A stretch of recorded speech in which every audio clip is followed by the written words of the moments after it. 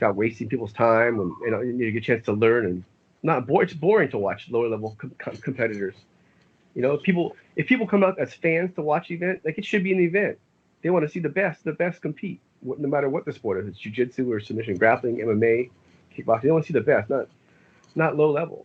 So yeah, I just think So yeah, yeah. Go ahead. I'm sorry. So when you were starting out training with Telson, like, how did you feel what were you developing at that time? Like, as far as when you were beginning, how did you train? Because you progressed pretty quickly in comparison to a lot of people as far as your reputation went. What were you doing to make that happen? Well, a lot of people were just training jujitsu, and they'd go and take the classes, and then they would go and watch videos of their favorite jujitsu stars. And I didn't do any of that stuff. I took classes here and there, but I would spend a lot of time on the mats. I just like I would train between 4 and 6 hours a day in jujitsu. I'd be waiting there for people if no one was there. And then afterwards, in addition, I'd be more conditioned. Like I would go and run 4 or 5 miles, at least 3 to 4 times a week, on top of the jujitsu, and then of course like lifting weights here and there. So I did a lot of jujitsu guys just did jujitsu. They didn't do as much cross training, and they didn't spend the amount of time. And a lot of times they wanted to be more technical than athletic. They didn't really spend time developing themselves athletically.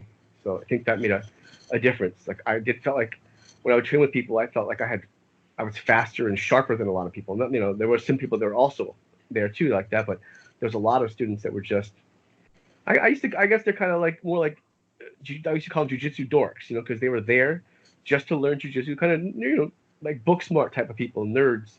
They weren't there to be competitive, and they never won. A lot of people didn't ever want to compete. They had a different mentality.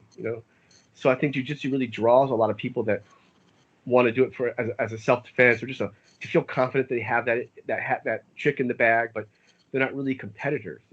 And so the competitors were few and far between. And I So felt like, yeah. Sorry. so who were you learning from there besides Helson himself? Well, as far as of course I had role models, and then I had other instructors that I liked to work with. There was guys like Andre Derazons that was really good.